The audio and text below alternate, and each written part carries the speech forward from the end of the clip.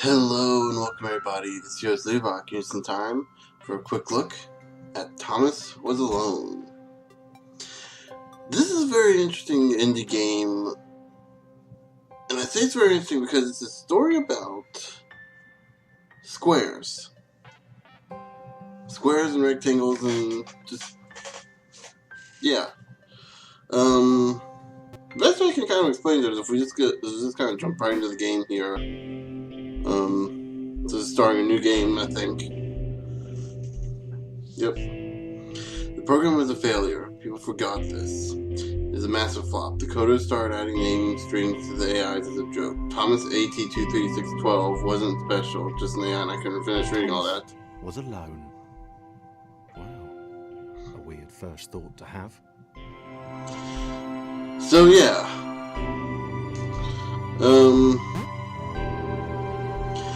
This game... Okay, so... I got this attached to my controller, so I'm kind of like getting used to the controls a little bit again. I have excellent PlayStation 2 controller to jump, left and right to move around, so yeah. You kind of notice right here that we kind of read the first part, but the rest of the game is going to be narrated to us by this brilliant storyteller, by this brilliant narrator. Like, the voice is really good. So, right here, Tomas decided to start listing his observations for posterity. 1. The whole alone thing. 2. Portals. They led somewhere. He'd yet to work out where. 3. Falling. Tomas was absolutely fantastic at falling. He was almost as good at falling as he was at observing. It's got a real Hitchhiker's Guide vibe to it, I think, because of the narrator. Kind of like with the Stanley Parable, kind of had that same kind of vibe. Okay, interesting. Tomas couldn't fall past this block. Think, damn it, think. What if there was some kind of inverted fall? Some way to... what's the word? Jump. Like how when you get to the edge it starts... Tomas had solved the great inverted fall mystery. Yeah, so I think that's supposed to, like, that line dialogue triggers right, I guess, right about here or something. Yeah, so yeah. This is a basic platform, but the whole thing is, like, the narration is what gets you around. That's what gets you kind of interested in it. And you kind of start treating these simple blocks as characters. But Tomas noted there was no real danger in missing it. The world didn't want him to fail here. It was pushing him, but gently. So yeah. And yeah, this is kind of the neat thing about this game. A little dangerous. The world was not to be trusted. It was unstable. Oops. So yeah, obviously you can't go into the water, but there's this little square thing over there. I'm trying. Dangerous. Oops. Apparently one thing I missed doing when I first played through this game with those. The world was not to be trusted. But anyway, now we got that done. Let's get into the bit of the story. Whoa. The world was not to be trusted. It was unstable, and it seemed to Tomas that it could let him down at any moment. He was to suspect it might even be doing so on purpose. Paranoia. Yeah, like I was saying, I'm probably not. This is probably gonna be mostly just listening to the narrator.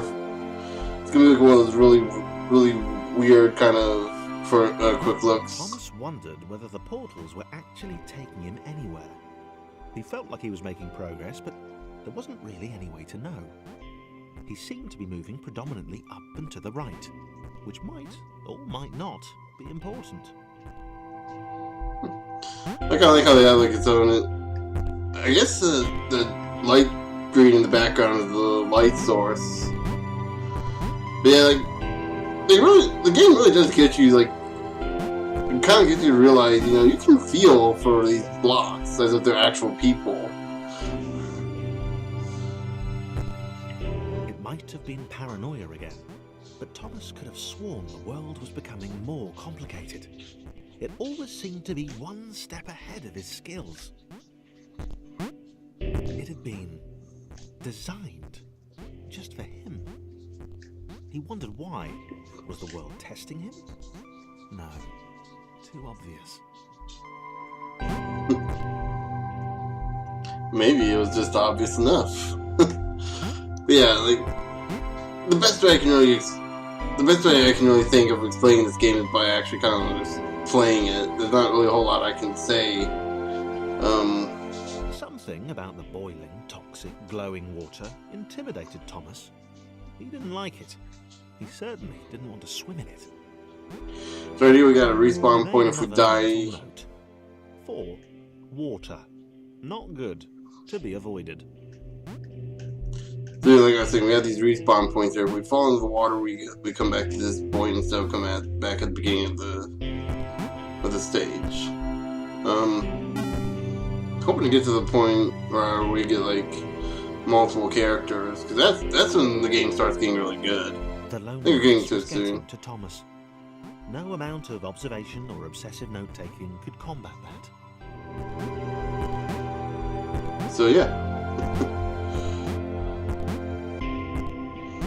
So here we have basically probably a little more complex. I guess not maybe the complex. A little more complex things to do when you're alone. Because like I said, you do get other characters in this game eventually, and you can switch between them. Thomas had a new theory. The world was training him. He could feel himself getting smarter. There was the mental list to consider. Over the minutes and seconds since his spontaneous generation, he'd become a pretty skilled jumper. He was evolving. He just wished he had someone to share it with. As you can kind of tell with this one, gravity kind of, not gravity, but kind of the physics of the way these pillars are going up and down kind of affect your jump a little bit.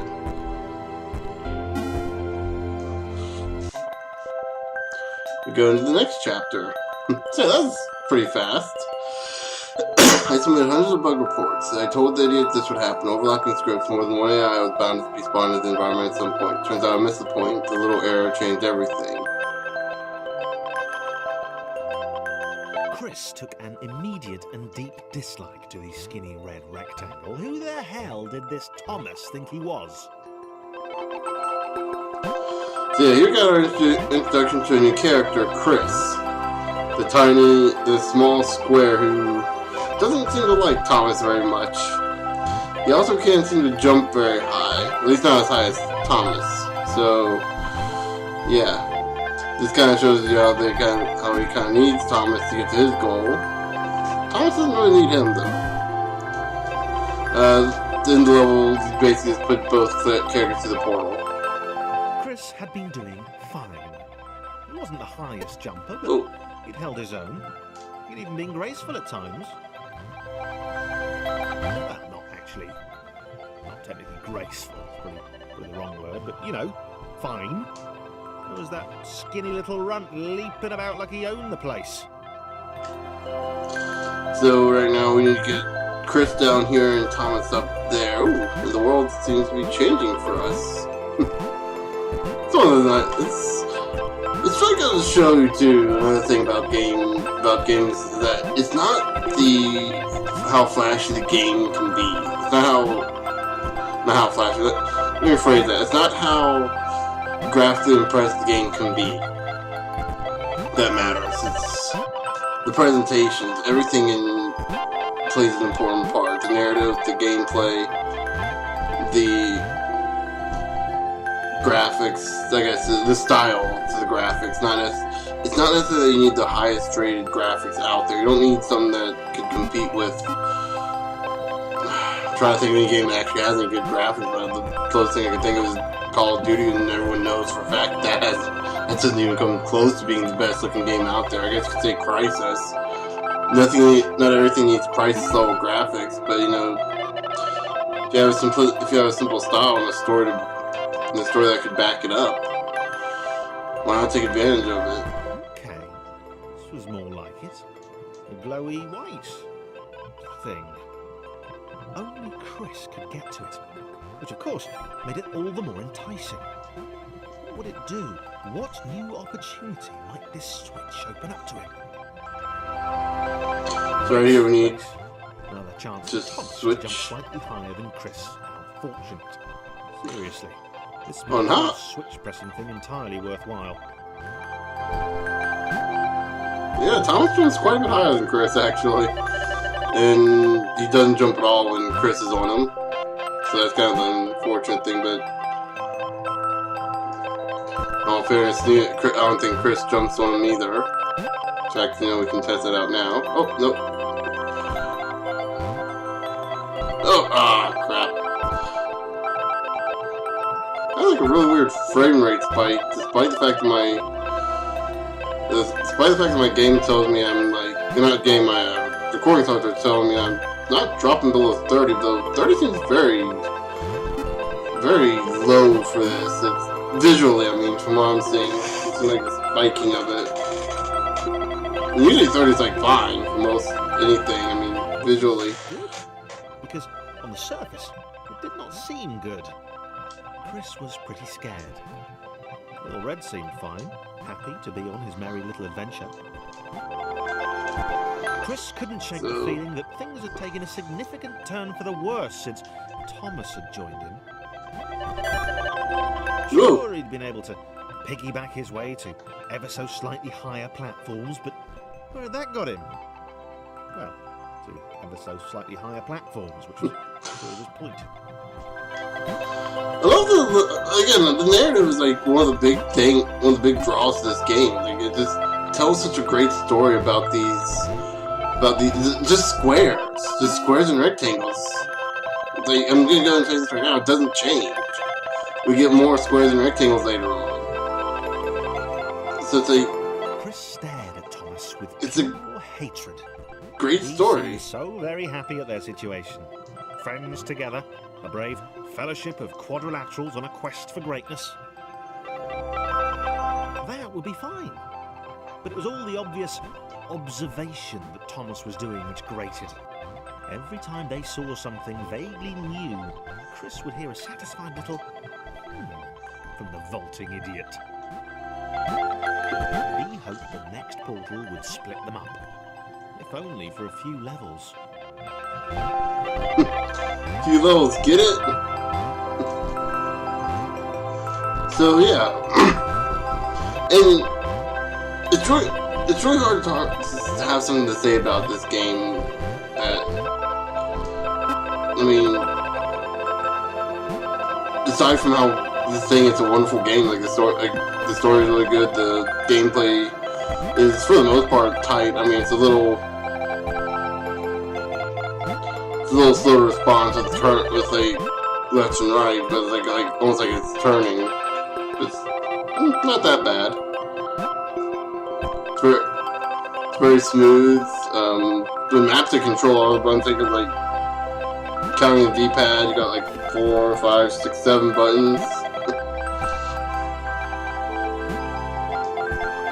So it's very easy. It's like very easy to kind of map all this to one. On the keyboard, they did a good job as they could too. And here we get a third character. He knew that this was his chance, a moment to shine. This was game day. If I remember correctly, this is a little challenging because yeah, get them both on top of John. This would not do. John needed room to show off his exceptional skills. As it was, he was trapped on the wrong side of these little dot things. Little dot Where did they things. come from anyway?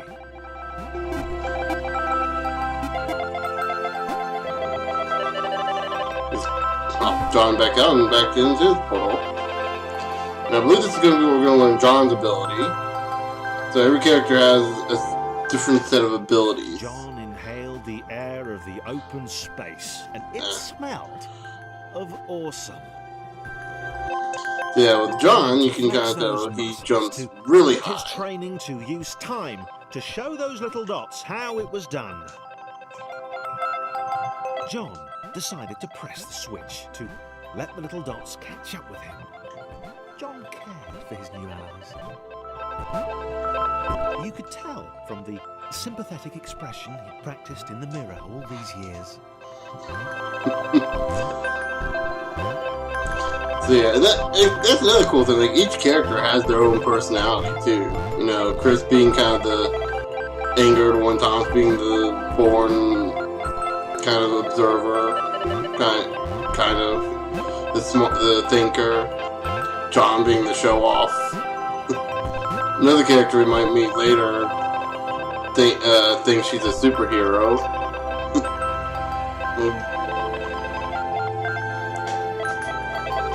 And there's more than them. There's more than that too. There's a few others.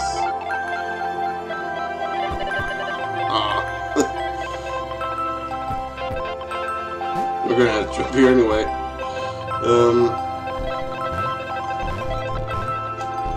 Right there we got another one of those things that I didn't collect in my first playthrough. What can we get?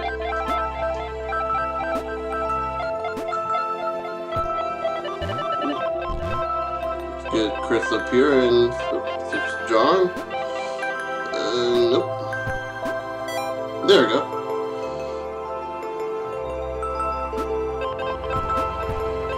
So now we just need to jump up here. Now the next thing is to get Chris through.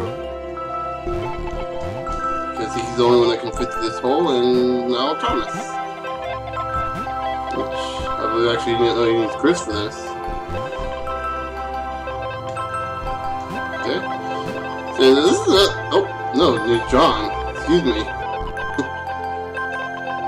So you kind of notice one of the big things about this, like, every character needs each other. Like, you really do need all the characters in the stage to get through. I'm trying to think, I don't think there's a single stage in the game where you can get through with just none of the characters doing any work to help benefit the others. John was happy to keep helping. He felt it was important to his image that he was seen to help the little guys.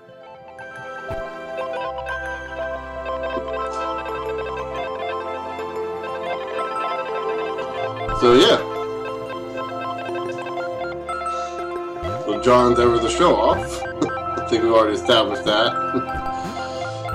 Right there we can kind of push Chris up a little.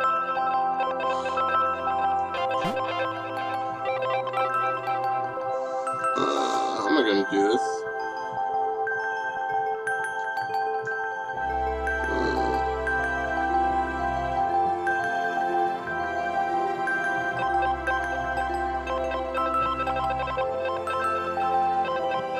Wait, no, wait. There. And that's a... There we go. So we can get Chris up here first, since he's going to be the one we have the most work with. Okay, and I think after this point we'll need John again. That's kind of another neat thing about this game, like, you're referring to them by their names. You will be referring to them by name too. You're not going to call them like orange, red, or yellow. You're going to be calling them by their actual story-given name. It's easier for us to do that because, well, quite frankly, as people, we like to give names to things anyway. The thing is, I've heard stories of the military giving names to like the bomb disposal robots and actually getting an attachment to them. It's like it kind of makes sense that we'd be able to do the same with, you know, these little dots. He didn't mind them so much either. The red one, Thomas, had a charming way of applauding every time John jumped.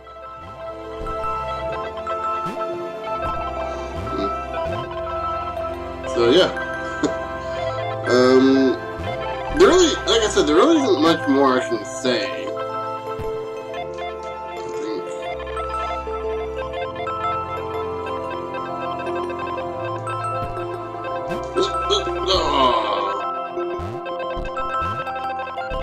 Okay, so you can't make that on its own.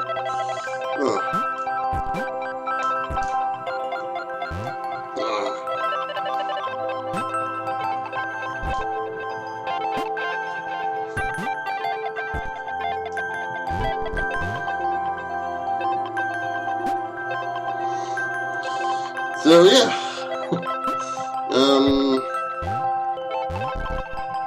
it's another one of those squares. The angry orange one was less immediately likable, but his unremitting cynicism and tutting amused John. So yeah,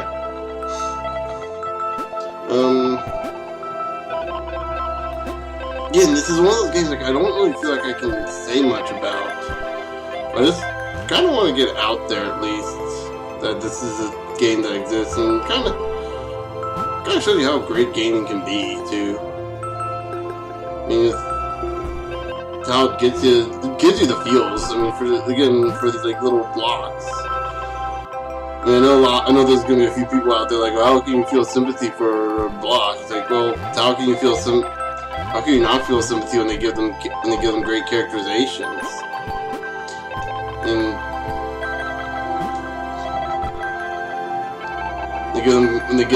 they have personalities. They gave them personalities and they gave them names. How can you not find at least some way to relate to them?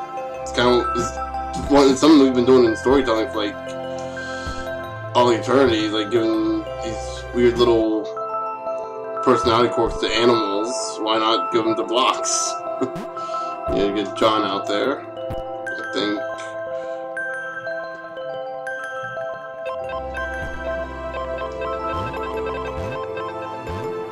No, that's not gonna work.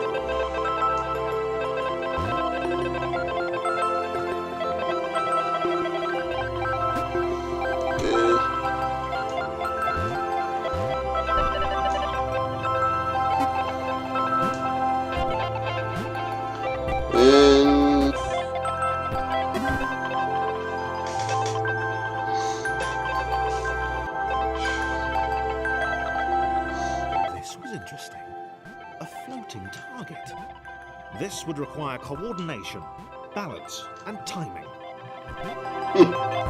John was sure the dots would be lost, but he was happy to guide them to triumph.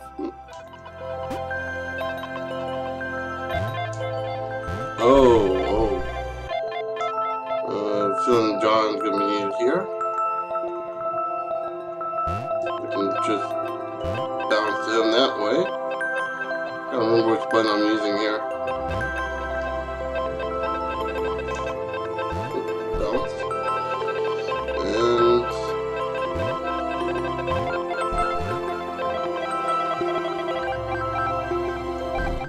That's what the dots were for. They were there to extend John's reach, to make his performance even more impressive. John liked the thought. He decided to keep them.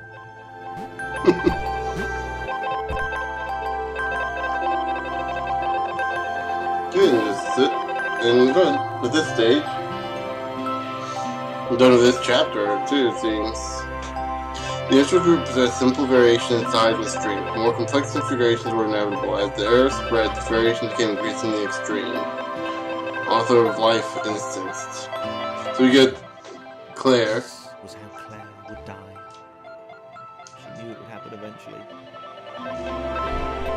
She was rubbish at jumping, and she moved slowly. She felt a little like her continued existence was breaking some kind of natural order.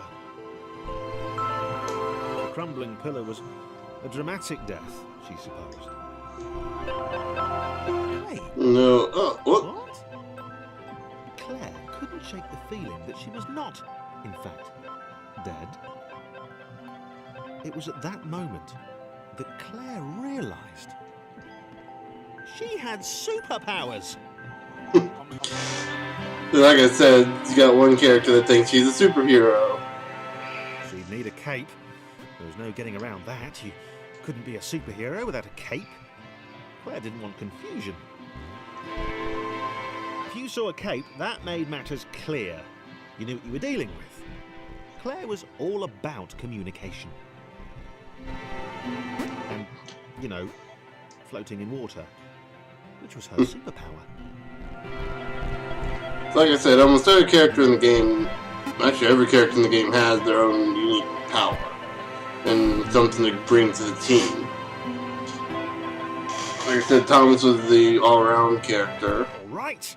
Fear not, my skinny friends, for I am Claire, and I will save you.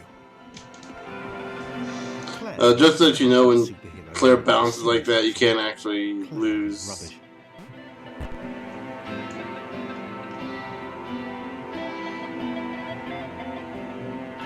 Not careful, you can't actually lose, guys. Let me see some here. There's some sort of like physics to this, at least to some extent. And let's get John in, and there we go. Finally, let's end Claire off here. So yeah, and right here it looks like it's raining. Claire arrived just in time, which was, of course, the perfect moment for superheroes to arrive. Oh, and the water's rising.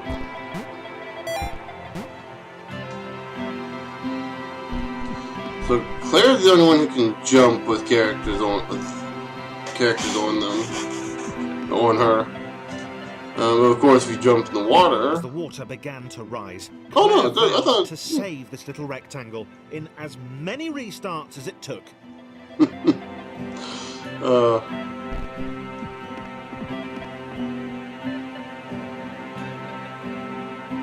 Claire wondered if Thomas would make a good sidekick. Or was she more the lone Avenger type? She liked that. The sole hero in a world of rectangles and conveniently placed pools of toxic water. So yeah. I think this is about as far as I want to go for now. So yeah. Any other thing I should mention? Oh yeah, the music is amazing. I got almost every game I've played through, I've talked about the music.